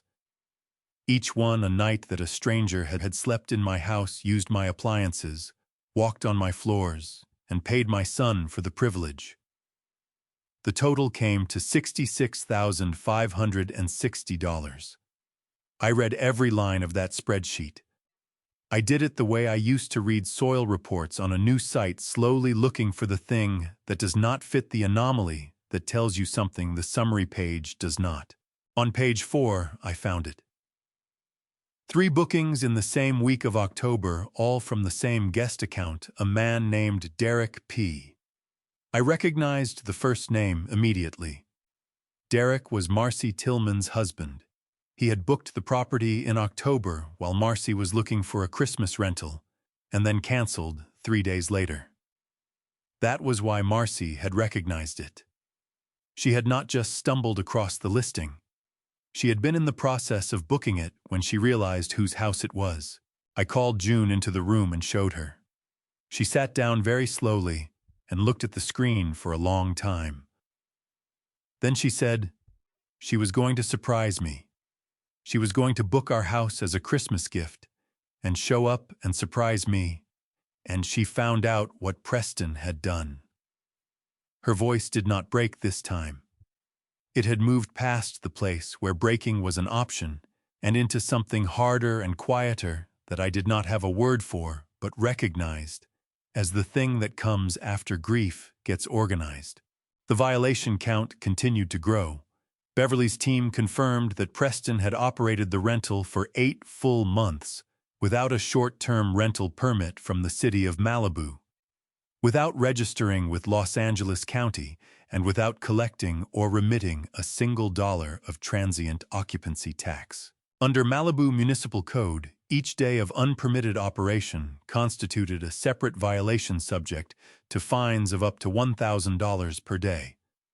240 days of operation. The number on that line alone made Beverly's paralegal whistle quietly when she ran it. Mark Devereaux called on a Tuesday afternoon during the 3rd week. He said, "Walt, I need to tell you something, and I am not sure how useful it is, but I think you should know." He had been searching for beach house rentals for a client who was looking for a summer property in the Malibu area. He had run across a listing now deleted with a review from a guest who described the host, a man named Pete, which was the alias Preston had used as responsive and professional. The guest had written, "The family photos on the walls make the place feel so warm and personal. Highly recommend." Mark said, "I recognized the living room from the drawings you showed me." I took a screenshot before the listing went completely dark. I am sending it to you now. I forwarded it to Beverly within the minute. Beverly called that evening to go over the demand letter draft. She read it to me over the phone, the way she had read the Hank Colton emails in her conference room, clearly without drama, because the document itself contained all the drama necessary. Trespass and unauthorized occupancy of private property.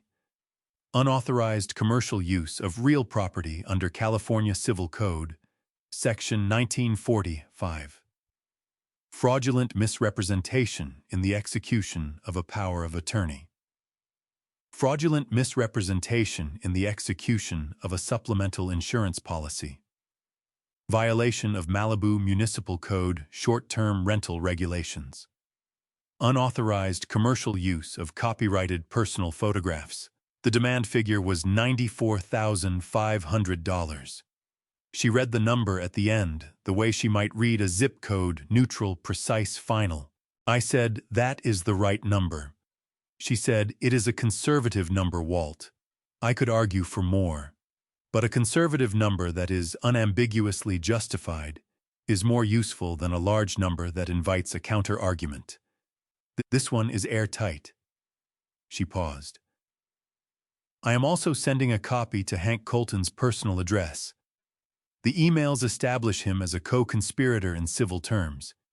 He needs to understand that his participation in this has a price attached to it.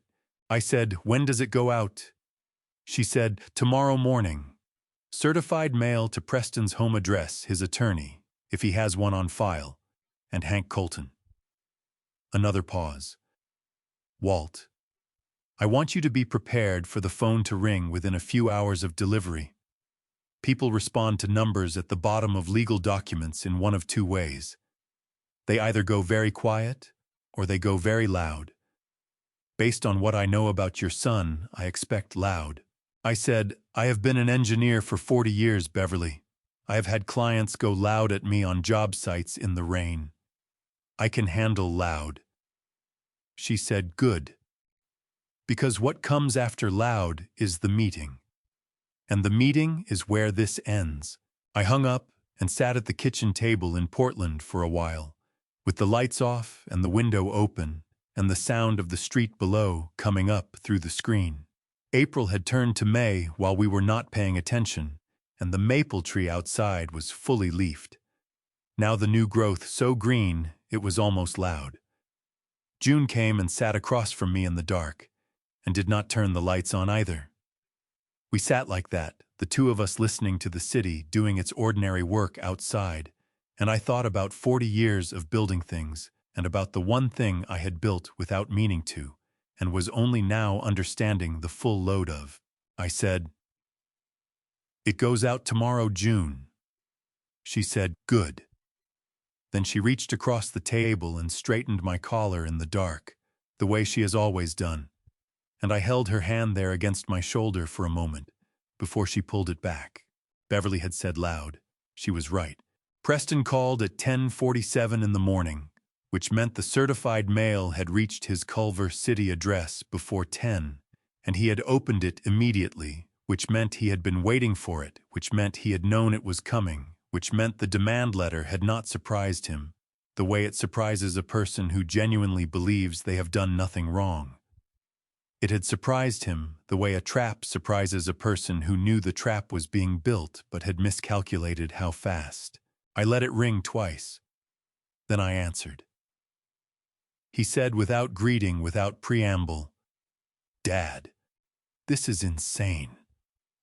$94,000.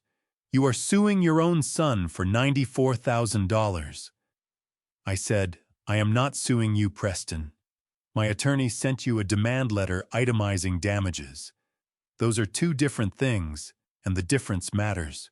He said, "It is the same thing."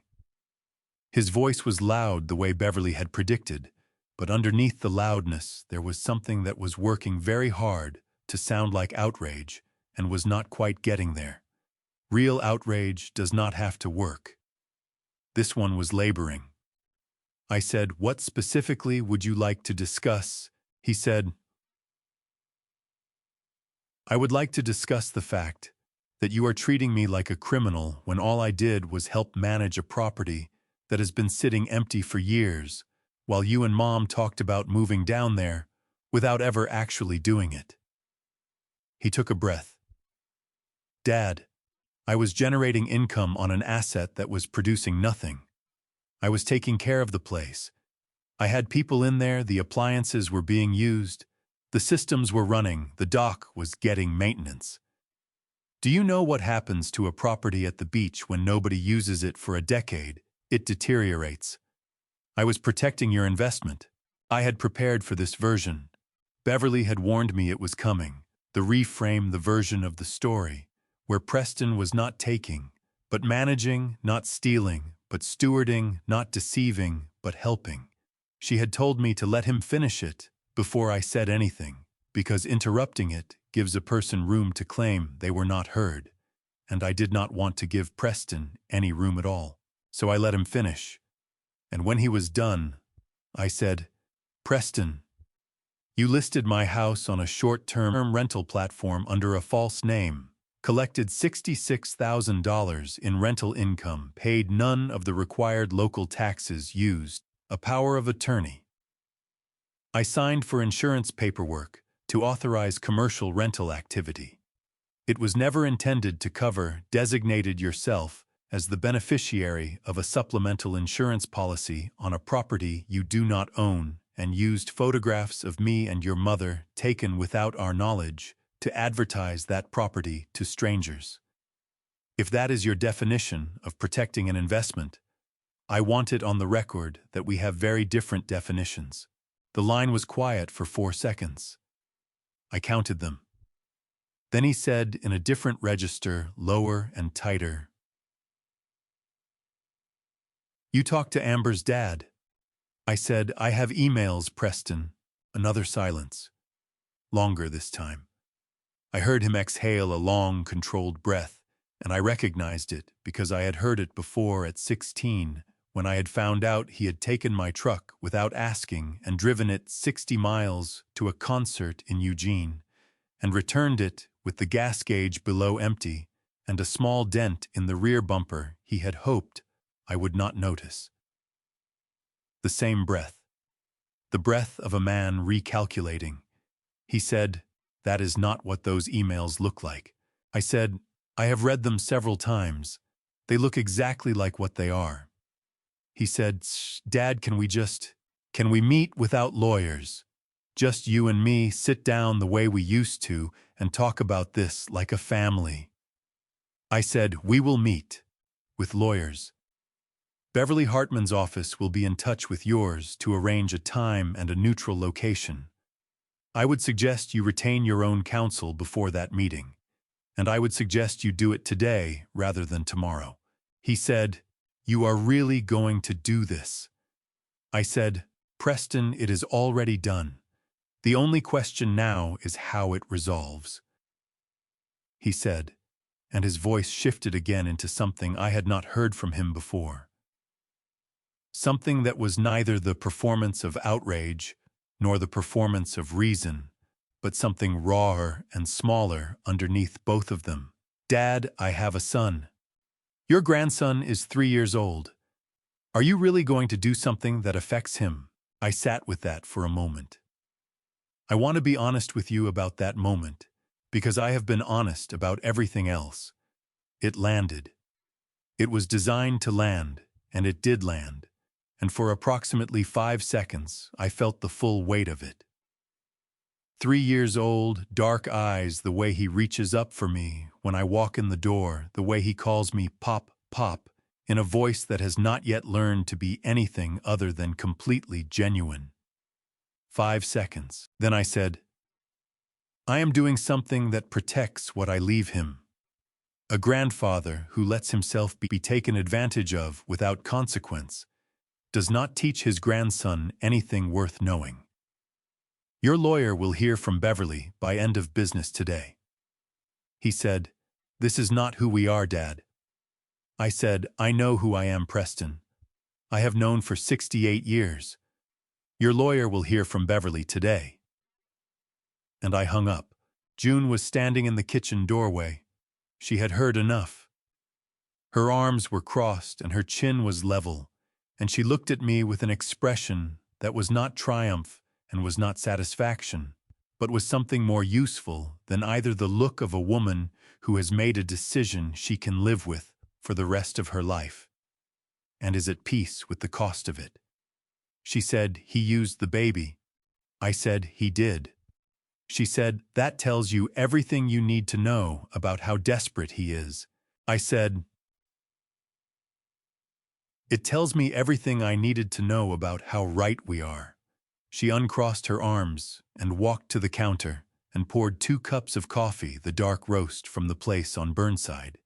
And she set one in front of me and kept one for herself and sat down across the table. She wrapped both hands around the mug the way she does when she is settling in for something that requires her full attention. She said, "What happens now?" I said, "Now we build the room. Beverly arranges the meeting. And in the meantime, I am calling Mark Devereaux and telling him to start pulling permits for the renovation." June looked at me over the top of her mug. Something moved across her face, not a smile exactly, but the precursor to one, the expression that comes just before a smile when the reason for it is complicated and earned rather than simple and easy. She said, "The reading room." I said, "Floor-to-ceiling windows, Pacific view, exactly the way we planned it." She wrapped her hands tighter around the mug and said, "Then let's finish this so we can go home." Chipfium. Before I reveal what we uncovered next, and the shocking truth behind who was really pulling the strings all along. If you're listening from the Dad's Revenge Stories channel, drop a 100 or type Walt in the comments right now so I know you're still riding along with me. Also, please keep in mind, the upcoming parts of this story contain some dramatized and fictional elements crafted for reflection. If that's not what you're looking for today, feel free to pause or turn off the video right here. But if you're ready to see how this confrontation unfolds, let's keep going. Beverly scheduled the meeting for the second Thursday in June at 10 in the morning in a conference room at a mediation firm on Wilshire Boulevard in Beverly Hills. Not her office, not my house, not Preston's apartment, not anywhere that belonged to any of us. Neutral ground, which is the only ground that produces a result that holds. I had learned that in 40 years of sitting across tables from people who disagreed about what their buildings were supposed to do. And it was as true in a family dispute as it was in a construction defect arbitration. I arrived at 9:40. I wore the navy jacket again. I had worn it to every significant meeting of the last decade, and I was not about to change the habit on the most significant one. Beverly was already there, her paralegal beside her with a legal pad and a pen, the documents arranged in 3 neat stacks on the table in front of where I would sit. There was a small digital recorder on the table, centered, its red light already on. Not hidden. Out in the open where everyone could see it, which was the point. A recorder that is visible changes the quality of what people say in ways that a hidden one never could. June sat to my right. She had worn the gray blazer, again the armor one, and she had her reading glasses on a chain around her neck, the way she wears them when she wants to look like she is prepared to read something carefully, which she was. She folded her hands on the table in front of her and looked at the door and did not look away from it. Preston and Amber arrived 11 minutes late. I noted it without comment. Lateness at a meeting like this is a statement. And the statement is usually one of 2 things. Either genuine disorganization, which I did not believe, or a calculated attempt to establish psychological advantage by making the other party wait. Their lawyer came in behind them, a man in his late 40s in a charcoal suit, who introduced himself as Craig Newsom, and shook Beverly's hand with the professional courtesy of 2 people who have been on opposite sides of tables before and understand that it is not personal. Preston sat down across from me. He had not shaved that morning, or possibly the morning before, and there were shadows under his eyes that had not been there in April. He was wearing a button-down shirt with the top button undone, and his jaw was working slightly the way it works when he is chewing on something he has not yet decided how to spit out. He looked at me, and I looked at him, and I kept my face exactly as I wanted it. Not angry, not cold, not forgiving, not accusing. Present. The face of a man who is here to resolve something and intends to resolve it completely. Amber sat beside him. She had worn something careful and understated the outfit of a person who has been advised by their lawyer to appear reasonable. She looked at June once when she sat down, and June looked back at her steadily, and Amber looked away first. Then the door opened again. Hank and Diane Colton walked in. Beverly looked up from her documents. She said without inflection, "Mr. and Mrs. Colton, this meeting was arranged between my client and his son. You were not included in the invitation." Hank said in the voice of a man who has decided the best defense is a forward posture. "We are family. Whatever affects Preston and Amber affects us. We have a right to be here." Beverly said, "You have no legal standing in this proceeding, Mr. Colton. You are welcome to wait in the reception area, or you may retain your own counsel and schedule a separate meeting, which I would recommend given the content of the emails my client's investigator recovered from your Gmail account." She held the pause for exactly 1 beat. "Your choice." Hank's face did not change in any dramatic way. It simply settled. Like a structure that has just been told, the load it is carrying is more than it can bear and is beginning very quietly to adjust. Diane Colton put her hand on his arm. He looked at Preston. Preston looked at the table. Hank pulled out a chair and sat down, and Diane sat beside him, and nobody said another word about whether they should be there. Beverly opened the first folder. She started with the deed. She read my name and June's name aloud. The purchase date, the purchase price, the current assessed value. Then she set the deed aside and read the POA, the original document, the scope it authorized, and the scope Preston had applied it to. She read them side by side, clause by clause, without commentary, because commentary was not necessary. The gap between what I had authorized and what Preston had done was its own argument. Craig Newsom, Preston's lawyer, made 2 objections in the first 10 minutes. Beverly addressed both of them in the same tone she used to read the documents, clear, complete, without heat. She was the kind of lawyer who understood that heat is a resource you spend when you are losing, and she was not losing. Then she laid the Airbnb booking spreadsheet on the table. 127 bookings. $66,560. She pushed a copy across to Craig Newsom and a copy toward Hank Colton, and she said, "These are the verified platform records obtained under legal subpoena. Each line represents a night that my client's property was occupied by a paying guest without my client's knowledge or consent." Preston's jaw stopped working. He put both hands flat on the table and stared at the spreadsheet with the expression of a man seeing his own decisions rendered as data for the first time, and understanding with full clarity what that data looks like from the outside. Amber reached under the table and took Preston's hand. Not tenderly. The way you take someone's hand when you are telling them, without words, to hold themselves together. Then Beverly set down the printed emails. Hank Colton's Gmail. August 2021 through February 2025. She set them in a stack in front of Craig Newsom and a separate stack directly in front of Hank. Hank looked at the top page, and the color that moved through his face was not the controlled redness of a man who is angry. It was the gray-white of a man who has just understood that the thing he was certain would never be found has been found, and that there is no version of the next 60 seconds that goes the way he planned. Diane Colton's hand tightened on her husband's arm. She was not smiling now. The smile she had worn like a permanent fixture through 9 years of Thanksgiving dinners and birthday parties and a wedding and a baby shower was gone, and without it, her face looked older and more tired and more honest than I had ever seen it. And I understood that the smile had been doing a great deal of work for a very long time. Beverly looked at Hank Colton across the table and said in the same even tone she had used for everything else, "Mr. Colton, you are not a party to this proceeding today, but the documentation we have establishes your direct involvement in advising, directing, and coordinating the conduct described in the demand letter. I want you to understand that clearly before we continue."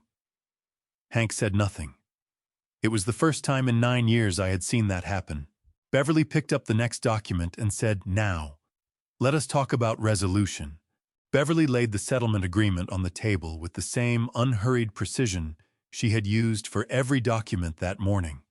3 copies, paper-clipped, each one tabbed at the signature lines with a small yellow sticky note the way documents are tabbed when someone has taken the time to make sure nothing gets missed.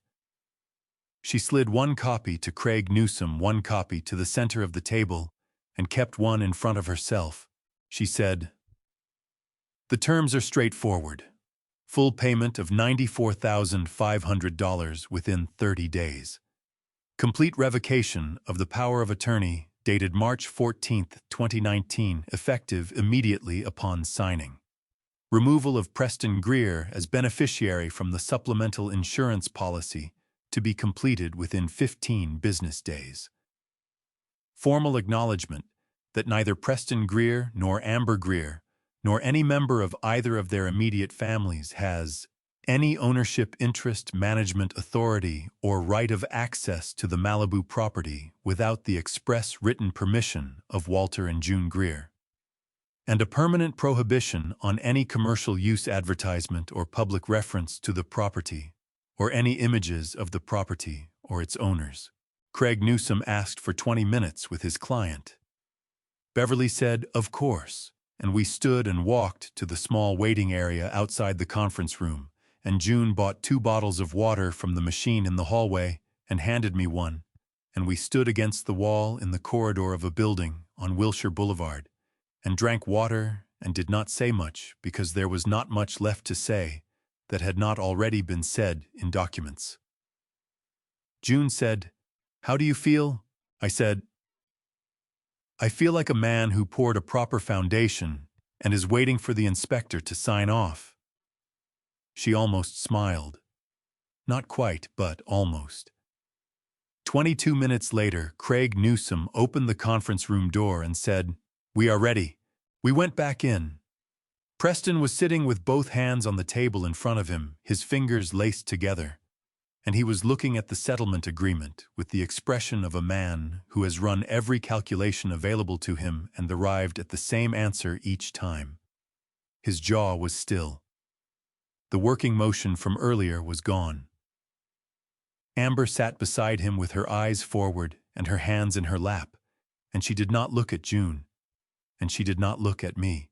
Hank Colton had his arms crossed and was looking at a point on the wall above Beverly's head, the posture of a man who has decided the most dignified available option is to appear to be somewhere else entirely.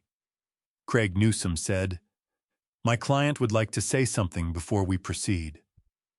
Beverly looked at me. I nodded once. Preston unclasped his hands and laid them flat on the table and looked up at me. Not at the documents, not at Beverly, not at the recorder. At me. And when he did, I saw something in his face I had not seen once across the entire preceding 2 months. Not the performance of outrage, not the calculation of a man managing a situation, not the smooth social confidence that had always come to him as easily as breathing. What I saw was the face he had at 7 years old when he broke my drafting table and stood in my office doorway and waited for me to find it, because he did not have the capacity yet to lie about something that large and had decided that waiting was better than running. He said, "Dad, I am sorry." His voice was even not theatrical, not constructed for effect. He said it the way you say something when you have been carrying it for long enough that putting it down is a physical relief, regardless of what it costs you. I told myself for a long time that it was not what it was, that I was managing an asset, that you would never actually move down there, that the money was going to end up in the family anyway, so the direction it traveled did not matter. He stopped, pressed his lips together, then said, "I knew what I was doing. I have known for a long time, and I am sorry." The room was quiet. The recorder's red light blinked steadily on the table between us. I said, "I need to ask you one thing, Preston, and I need the truth, not the version you have been practicing." He said, "All right." I said, "When did you decide it was acceptable?" He was quiet for a long time, long enough that Craig Newsome shifted in his seat, long enough that Amber looked down at her hands. Then Preston said, "Amber's dad made it sound simple. He said you would never know. He said the property was just sitting there. He said by the time you were ready to move down, it would be established and unwinding. It would be more trouble than it was worth." He exhaled. I knew it was not right. I kept telling myself it was complicated. That is what I told myself, that it was complicated. I said, "It was not complicated, Preston." He said, "No, it was not." I said, "You called me confused. In my own living room in front of 20 people who did not know me, you told them I was losing my memory." Something moved across his face at that, not the controlled expressions of the last 2 months, something that flinched. He said, "I know. That was—" He stopped, started again. "There is no way to explain that. That makes it better." "I know that," I said. "I built things for 40 years, Preston. Bridges, schools, hospitals, things people put their lives on every single day. I never once built something I was not willing to put my own name on. Every load calculation, every foundation spec. My name." I looked at him across that table and I said, "You put my name on something I would never have built. That is what I cannot get past." Preston nodded, once slowly, the way a man nods when he has heard something true that he cannot argue with and has decided not to try. Beverly said quietly, "Mr. Greer, shall we proceed?" I looked at Preston one more time. My son, 38 years old, the boy I had taught to ride a bike and stayed up with through fevers and driven to baseball practice on Saturday mornings when I would rather have been sleeping. I looked at him, and I felt the full weight of what was sitting in that room, and I did not try to make it smaller than it was, because making it smaller would have been a lie, and I had not come this far to tell lies at the finish. I said, "Yes. Let us proceed." Preston picked up the pen Craig Newsome handed him. His hand was steady. He signed all 3 copies, initialed each tabbed page, and set the pen down on the table with a small, precise click that was the quietest sound in that room, and somehow the loudest. Beverly collected the copies and squared them into a neat stack. She looked at Hank Colton and said, "Mr. Colton, my office will be in contact with you separately." Hank uncrossed his arms and recrossed them and said nothing. Amber stood up first. She gathered her bag without a word and walked to the door and paused there for a moment, with her back to the room, and I watched her stand in that doorway, and I thought about the email her father had sent her in January of 2022. The one that said, "Get a photo of Walt and June if you can, without them noticing." I thought about her standing in my kitchen, with her phone looking for the angle, waiting for the right moment. She walked out without turning around. Preston stood last. He pushed his chair in carefully the way he had been taught. He looked at June and he said, "Mom, I am sorry." June looked back at him with an expression I could not fully read, and did not try to, because some things between a mother and her child exist in a register that is not available to anyone else. And this was one of them. She said, "I know, Preston." That was all she said. It was enough, and it was not enough, and it was the truth, which is more than most things get to be. He walked out. The door closed behind him. The settlement payment arrived on a Tuesday morning, 27 days after the meeting on Wilshire Boulevard. A cashier's check, not a personal check. Beverly had specified cashier's check in the terms because a personal check is a promise, and a cashier's check is a fact. And at this stage of the proceedings, the only currency I was accepting was facts. She called me when it cleared and said, "It is done, Walt. The POA revocation is on file with the county. The insurance beneficiary has been corrected. The property is yours cleanly and completely." She paused the way she pauses when she has one more thing to say and is deciding how to say it. Then she said, "Go home." I said, "That is exactly what we are going to do." We spent the first 2 weeks of August packing up the Portland apartment. 12 years of accumulated life in a 2-bedroom on the 4th floor of a building with a maple tree on the sidewalk outside, and a neighbor's tabby cat on the porch rail 3 doors down, and a coffee shop on the corner that knew our order before we reached the register. 12 years is not a small thing to pack. You do not realize how much of yourself gets distributed into drawers and shelves and the backs of closets until you have to gather all of it back up and decide what comes with you and what gets left behind. June packed methodically, the way she does everything that requires sustained attention. Room by room, box by box, labels on every carton in her precise teacher's handwriting. I packed the way engineers pack, which is to say, I made a system, followed the system, and only deviated from the system once, when I spent 40 minutes sitting on the floor of my home office reading through a folder of old project drawings that I had told myself I was going to sort and recycle, and instead sat with like a man reading letters from someone he used to be. On the 3rd day of packing, June came out of the bedroom carrying a wooden box.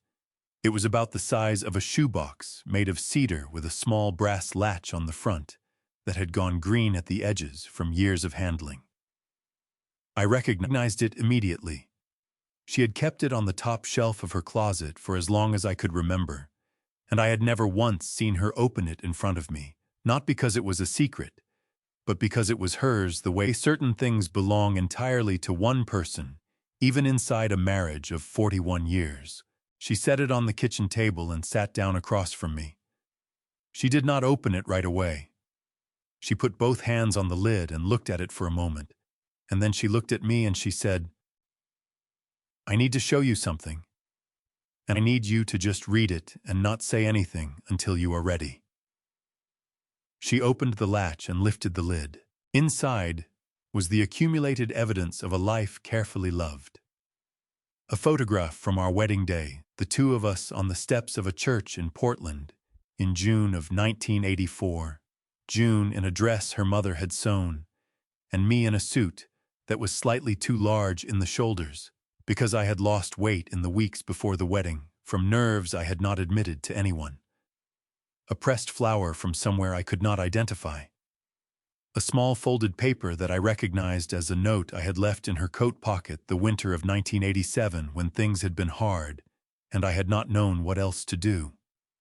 A ring that had belonged to her grandmother, and an envelope. White, slightly yellowed at the edges with "Mom" written on the front in the handwriting of someone who was still learning how to make their letters mean what they intended.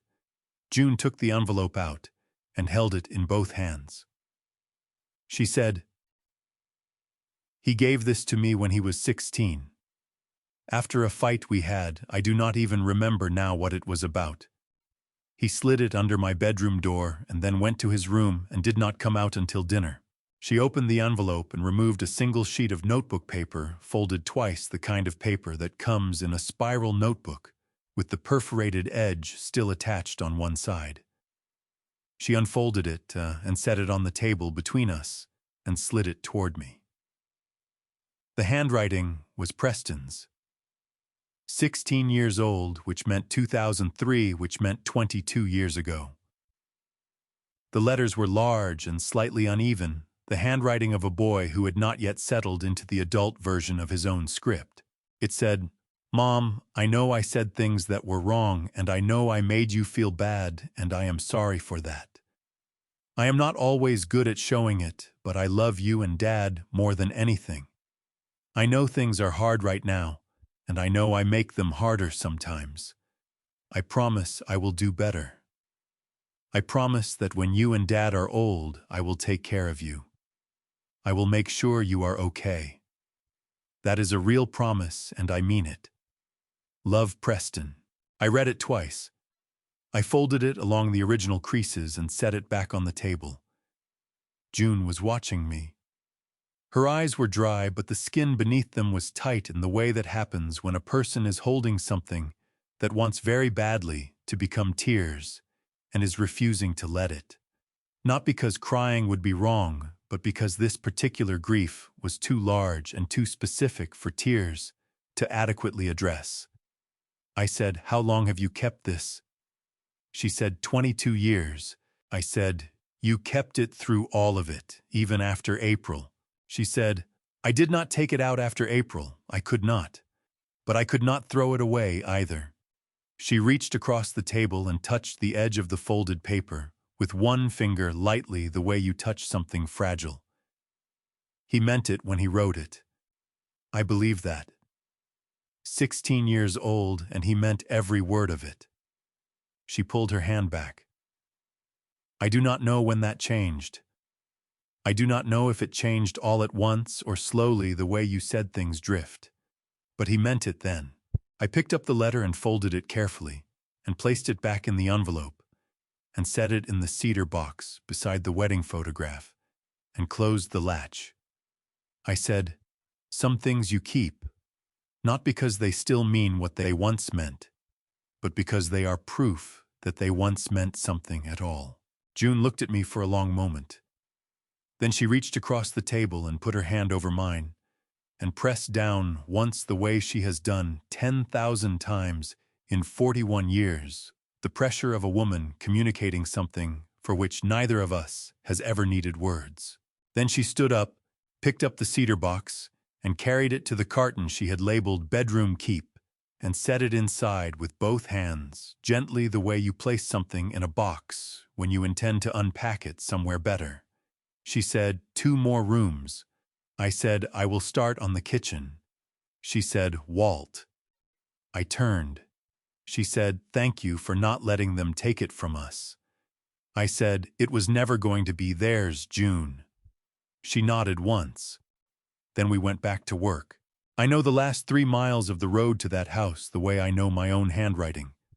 I know the exact spot where the Pacific comes into view between 2 properties on the ocean side, a gap no wider than 30 feet, where the water appears all at once blue and enormous and indifferent to everything that has happened on land since the last time you saw it. June had her hand on my forearm when we passed that spot. The same hand, the same road, the same woman who had driven this with me for 22 years, reaching over at the same place she always reached. Because some things are so thoroughly built into a person that they survive everything that tries to take them apart. She said, "There it is, Walt." I said, "There it is." I turned into the driveway. The lawn had been reseeded. The 2 tire ruts from the red Jeep in April were gone, filled and growing back, as though they had never been pressed into the earth at all. The porch was empty. No vehicles I did not recognize. No music. No smell of someone else's charcoal.